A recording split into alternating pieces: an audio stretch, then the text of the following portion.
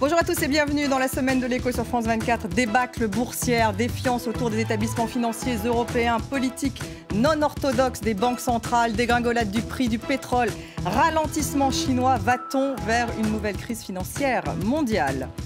Donald Trump versus Bernie Sanders. Ils sont les deux candidats en tête aux primaires du New Hampshire. Le milliardaire prône l'interdiction de l'immigration des musulmans et veut casser le traité de libre-échange nord-américain. Le sénateur socialiste du Vermont soutient une politique de grands travaux, la gratuité de l'université et l'assurance santé universelle. On fait le match de leur programme économique. Démocrates versus républicains, sont-ils crédibles ? Enfin, François Hollande élargit son gouvernement. L'ex-premier ministre Jean-Marc Ayrault prend le portefeuille des Affaires étrangères et la secrétaire nationale d'Europe Écologie Les Verts, Emmanuel Cos, le logement. Emmanuel Macron, relégué au 13e rang du protocole, conserve son poste de ministre de l'économie. Alors que penser du remaniement ? Y aura-t-il un infléchissement de la politique de l'emploi ?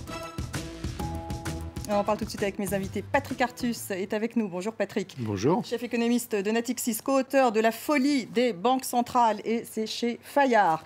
Marie-Noëlle Lienemann, bonjour, sénatrice du Parti socialiste. Étienne Gernel, bonjour. Bonjour. Directeur du Point. Vous lancez le Point Pop, un site dédié à la culture cette semaine. Parce que le divertissement, c'est sérieux. Le divertissement, c'est sérieux. Voilà. C'est sérieux sur le Point Pop. Et puis, donc, en une, cette semaine, comment mater son anxiété. On va être très anxieux puisque c'est une semaine très agitée, justement, du côté des bourses, sur les places financières. Les banques centrales se concertent, mais leur action est de plus en plus controversée. Alors, dégringolade, vous le savez, du prix du pétrole, ralentissement chinois, les valeurs bancaires plongent. Depuis 6 mois, les 3 plus grandes banques françaises ont perdu entre 35 et 38% de leur valeur. Deutsche Bank est malmenée. Alors, va-t-on vers une nouvelle crise financière équivalente à celle de 2008 ? Quelques réactions, on en débat ensuite.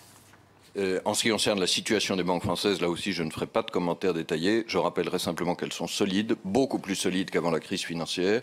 Et pour ne vous citer qu'un seul chiffre, leur ratio de solvabilité, de capital par rapport au risque pondéré, a doublé depuis 2007, en passant de 6% à 12%. C'est aussi l'effet du renforcement de la réglementation. Les conditions financières aux États-Unis sont récemment devenues moins favorables à la croissance, avec des baisses dans de larges mesures du cours des actions, des taux plus élevés d'emprunt pour les emprunteurs plus risqués et une poursuite de l'appréciation du dollar. Ces évolutions, si elles persistent, pourraient peser sur les perspectives de l'activité économique et le marché du travail. Patrick Artus, alors à vous lire, c'est une catastrophe. Les banques centrales, en fait, n'ont plus de marge de manœuvre. C'est la crise de 2008 ? Nouveau scénario ?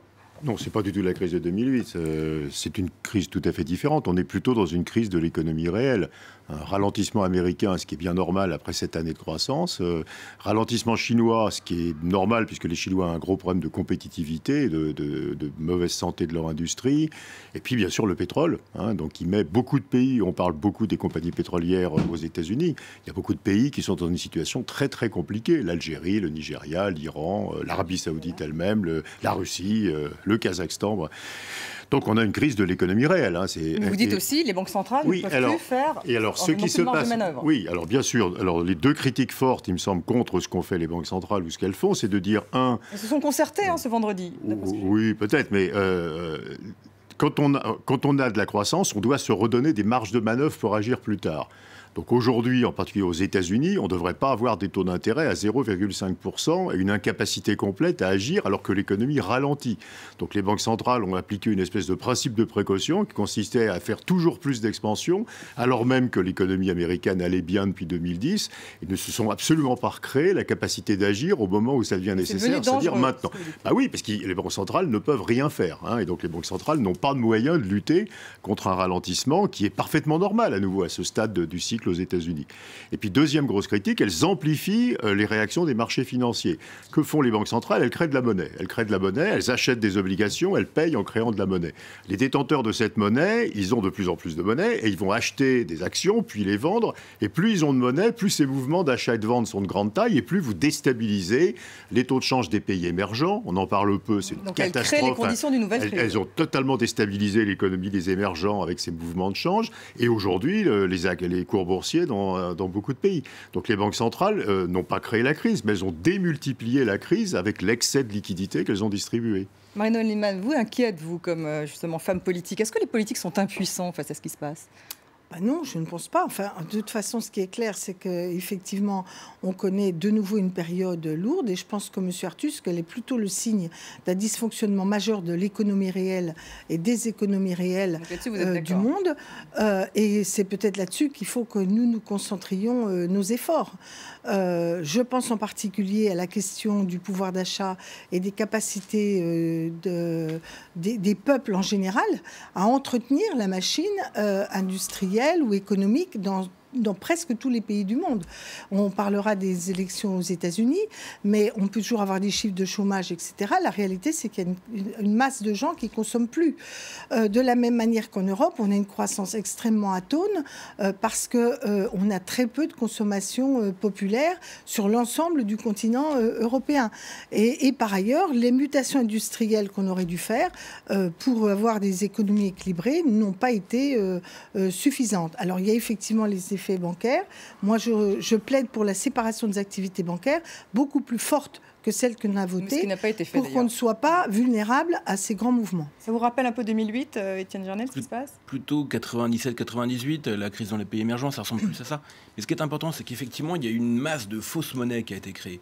Et pourquoi c'est par les banques centrales ? C'est de la fausse monnaie. On a inventé de la monnaie à partir de rien. D'ailleurs, il faudrait bien de se méfier. Politique de quantitative easing. Les supplices qu'on a inventés pour les faux monnayeurs étaient absolument terribles. Ils étaient écartelés, etc. Donc il faudrait bien de faire un petit peu attention. Tous ces grands banquiers centraux, qu'est-ce qu'ils prennent ? Le vrai problème dans cette affaire, c'est que quand on a un ralentissement, ça veut dire qu'il y a un problème économique. Quand on ne veut pas payer la note, parce que c'est ça qui s'est passé, on n'a pas voulu payer la note, on dit, voilà, on va injecter de la monnaie dans le système, et puis on va s'en sortir comme ça. Mais ça a une limite, et là, ça a une limite. Et moi, contrairement à vous, là, en revanche, sur l'histoire de la demande, on peut toujours se poser la question en Europe, il y a surtout un énorme problème de compétitivité. Et la réforme qui n'a pas eu lieu, c'est la réforme de la compétitivité en Europe. Et c'est ce qui nous plombe aujourd'hui. Alors, on a injecté de la monnaie pour compenser. Tout le monde est plombé, alors il n'y a pas qu'un problème de compétitivité. Parce que de s'il y avait manière. des pays qui allaient très bien, y a des on pays dirait qu'il y a un problème de qui vont beaucoup mieux que compétitivité. nous. Attendez, regardez les Britanniques qui vont beaucoup mieux que nous. Patrick, Ils ont dépassé d'ailleurs, l'économie britannique nous a dépassé. Oui, et par ailleurs, ils se sont libérés des contraintes de l'euro, ça c'est sûr. Peut-être deux choses. Ils ont leur propre banque centrale. Non, les Allemands aussi vont mieux que nous. Oui, Patrick, qu'est-ce qu'il faut faire ? Parce que non, deux choses. Alors, les banques centrales, elles ont fait ce qu'elles pouvaient. Non, il faut surtout éviter de retomber. Tout le monde voulait qu'elles interviennent à l'époque, souvenez-vous, en 2008. Il faut faire une analyse assez précise pour éviter d'avoir de faux remèdes. Et donc, je vais donner des chiffres sur la France, mais vous pouvez donner à peu près les mêmes sur l'Europe. Sur un an, la demande adressée à la France, aux entreprises françaises, aussi bien intérieures que extérieures, a augmenté de 2,5% en volume. Donc, il n'y a pas un problème de demande. Donc, il n'y a pas de problème de demande. Il n'y a aucun problème de demande. La production, le PIB a augmenté de 1,1%. Et les importations ont augmenté de 7%. Oui, en prix, pas en... Non, en volume. En volume. Parce que c'est à cause de la baisse de l'euro aussi. Pas du tout. Et alors qu'on a déprécié l'euro. Donc ça... Quand on augmente la demande en France, on fait des importations. Parce que l'appareil productif n'est pas capable de répondre à la demande. Et donc cet appareil productif étant incapable de répondre à la demande, il faut, avant de relancer la demande, réparer l'appareil productif. C'est la première chose à faire. Il faut que les entreprises françaises soient capables de répondre à la demande. Elles reçoivent beaucoup de demandes et elles ne la satisfont pas. Mais non, mais elles sont en sous-équipement dans bien des cas. Monsieur Artus, vous savez, je m'excuse, je connais les argumentaires. On les entend depuis 20 ans que ce n'est pas une question de demande et que c'est une question d'offre. Et depuis 20 ans, vous nous envoyez tous dans le mur. Donc je me permets d'avoir un peu plus de modestie sur les réalités qu'il y a. Certaines entreprises françaises sont en sous-capacité. Il y a effectivement un problème de modernisation. Oui. Et d'ailleurs, de ce point de vue, j'avais plaidé très tôt, au lieu de faire le CICE tous azimuts, pour par exemple le suramortissement pour une robotisation, puisqu'on a encore un retard, et là je suis tout à fait de votre avis, un retard sur la robotisation, etc. En revanche, il faut mettre l'accent sur les mesures. Je ne vous parle pas que de la demande intérieure française. Je vois l'état de la sous-demande qui existe dans les pays de l'Est de l'Europe ou dans toute une partie du continent européen. Il y a un boom économique dans les pays de l'Est. Non mais attendez, il y a un boom économique, mais un boom économique artificiel.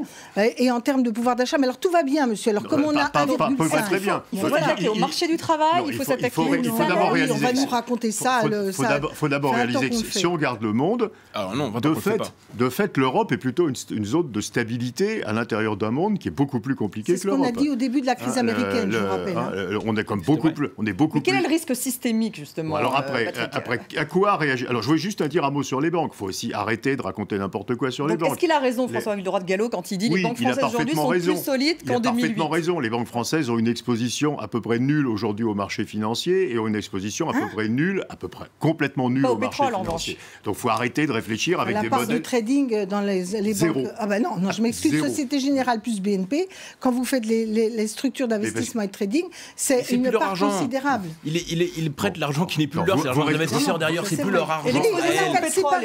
Vous raisonnez avec une vérité qui date de 20 ans. Non, monsieur, on a eu le débat bancaire il y a 3 ans. Donc j'ai eu les chiffres à ce moment-là. Donc les banques sont solides, ça ne viendra pas de là. Le risque systémique, il nous reste une minute, viendrait d'où? Qu'est-ce qui pourrait fabriquer une crise systémique? Le gros problème, c'est le pétrole. À nouveau, c'est un problème de pays. L'Algérie a 90% de son Donc c'est l'impact de la chute du prix du pétrole sur les pays producteurs. Sur l'Algérie, qui est un désastre, sur le Nigeria. Et donc on devrait s'inquiéter beaucoup plus de ce qui se passe dans ces pays, des pays peuplés, pauvres, qui ont des problèmes considérables. Et puis le secteur pétrolier américain, qui est en grande difficulté et qui va générer des pertes considérables. Donc si on veut être très pessimiste, on dit les pertes du secteur pétrolier américain vont devenir une crise à la subprime. C'est très improbable compte tenu de la taille. Pourquoi les banques françaises sont supercutées de la même manière et la Deutsche Bank de la même manière que les autres banques?